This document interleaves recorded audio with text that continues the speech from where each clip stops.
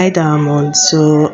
Um, Nigeria just inaugurated its new president, Bola Tinubu, and everywhere is calm, right? But there's this deep sorrow and sadness that's everywhere.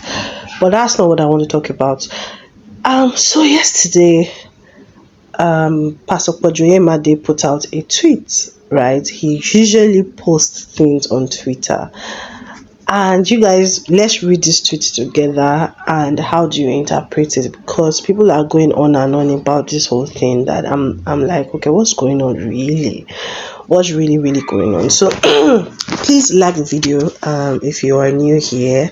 Hi, welcome Diamond. And if you are not yet subscribed, do subscribe to the channel. So Pastor POJU posted that timing is very crucial in the things of the spirit. You can do the right thing at the wrong time, and by that destroy everything. Jesus said, "Let the wheat and tare grow together until the set time." His reason was, as much as you know tares are detrimental to the harvest, it would be unwise to pull them out now. You would end up pulling out the wheat also. If you act prematurely in removing the bad, the good who don't have your discernment take you as wicked and will walk out with the bad. This is why it is not all you see as a leader you act on immediately. So when I saw this particular tweet, anybody who knows Pastor POJU knows that he's always posting like real life issues as it relates to everyday life. So I just looked at it from a standpoint of leadership. Yesterday we were all on the Peter OBI's live broadcast. Amazing, intelligent conversation. Like I was on that broadcast for like the entire 4 hours. I haven't shared it here. So I began to see people tweeting. I'm like, okay, how in the world would anybody relate what Pastor POJU is saying with politics? I get it that emotions are high, everyone is on the edge, everybody at this point is looking for a scapegoat. I feel like that's what it is, and a lot of people did not take this tweet well. And to be honest, I slept over it because I slept late at night. I was like, okay, tomorrow morning we'll go over this thing again. Maybe 9-0 when you have stressed yourself, and you're like, the next morning we're going to look at this thing with a critical eye. So you guys, does this have anything to do with politics? I personally don't think it has anything to do with politics. I know there was a time that Pastor POJU greeted his friend who is part of the political elites in Lagos, and people didn't take that too well. There was a lot of backlash because you guys know that the past elections there was a lot of electoral violence, okay, and a lot of young people lost their lives, okay. So and you know, the whole NSAS thing, people are still very sore and angry because some people feel like their mandate has been stolen by the establishment, and anyone who comes to say anything now that is not pacifying, right, the hearts of people, okay, because people's hearts are heavy. That's just the truth. All right, there's no sugarcoating it. But at the same time, I feel like this might just be a stretch. I don't think that, I don't know, I'm not a Pastor POJU's mind or anything, but I don't think that this tweet was in reference to the political climate, because let's look at comments that some people were giving. We were like, oh, keep deceiving yourself, that you can still deceive. At the end of the day, Nigerians will realize who their true friends are. You guys with your convenient contemporary Christianity, folks like us have seen through your likes and have moved on from you. There's a particular one that it was a bit there was a guy from the north who was like, if southern pastors are talking like this and we are being killed, um and I'm like, you guys, this, I don't know, this doesn't have to do with politics, but I guess Twitter Twitter is Twitter, so it's a slippery slope on Twitter. So somebody said, ever since you chose to invite the drawer and killer headsman called to the platform, I have concluded that you are just a businessman. The Yoruba priority of tribe over righteousness is the reason why your type have turned the pulpit into profit. And I'm wondering, where is this coming from? Like, okay, somebody said this man has never condemned the continuous murdering of Christians in northern Nigeria. Never has he or even Paula Farasin or any other pastor in Nigeria done so. Cowards, sellouts, pedophiles, demons. You guys, this is serious. So somebody said, timing is very crucial in things of the spirit, and somehow I'm thinking that includes the timing of this tweet, as echoed by Nigerians in the comment section. God will continually be glorified.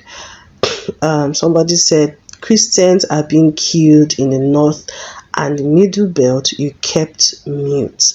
So I'm wondering, like I said, I think that people are looking for a scapegoat at this moment, so emotions are high. Somebody said, God and Jesus and the entire Christianity concept have truly suffered in the hands of Nigerian pastors. If now me be God, now spiritual slap now go they receive every 2 business day. Wait till that one come in now. I don't get, what does that really mean? There's excuse me. So I'm just wondering, so this person says that I like the fact that people are beginning to question pastorpreneurs, no more gaslighting, call them out when they need to be called out. So when you call out people, like, it has to be based on like substance, but I feel like this is just mob actions. Okay, in as much as I get that people's emotions are high, people are not happy. That's one thing, that, but how did they come to the conclusion that this tweet that Pastor POJU made is about the political climate? Because he has making other tweets, tweeting about the church activities, and how come nobody misconstrued that? Okay, this is a tweet that I'm looking for. So David Udein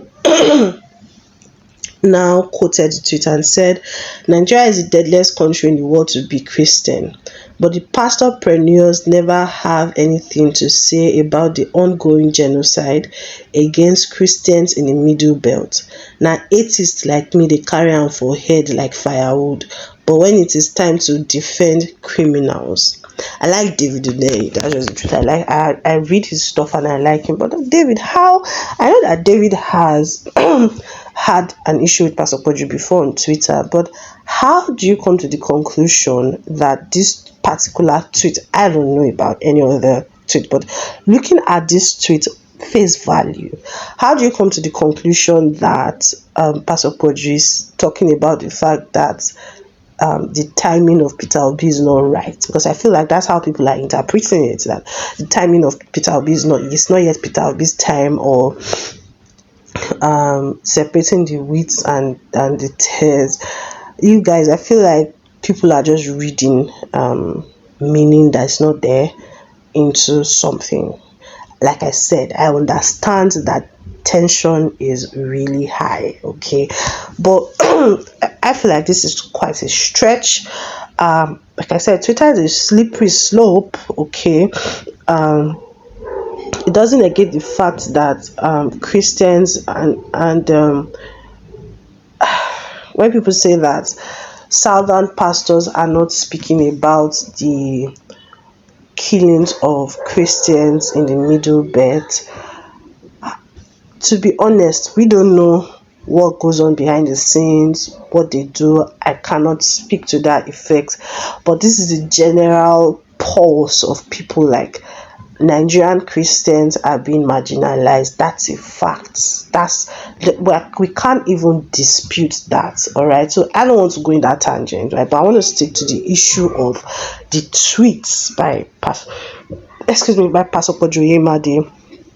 This tweet now has like over 1 million views. People have been talking about it. Some pastors have even commented that, how do you color this tweet? How do you color everything in light of your political affiliations? Like, can somebody tweet and it doesn't have to do with, like, people are just making assumptions, and that's what I think, right? Like somebody said that it was bad timing. I guess that people take Pastor POJU's word seriously, because over the years Pastor POJU has been organizing platform, and he's seen as a beacon of hope, as a beacon of someone who has been creating conversations to herald the change that we want to see in our nation, right? And it's almost like, okay, so we are pushing for this change and you are not supporting us. I feel like that's where they are coming from, but I think it's misplaced at the end of the day. I keep saying in my private spaces that, yeah, it's good to get support from people and all of that, but look, it's our Nigeria. No, another individual is not more Nigerian than the next person, right? So whatever political affiliations a person may choose, so that's your choice, right? We can all disagree to agree, but in respect to this tweet, I personally don't think that it has to do with the political climate. And some other person may feel like, oh, it's getting backlash. Look, it's life.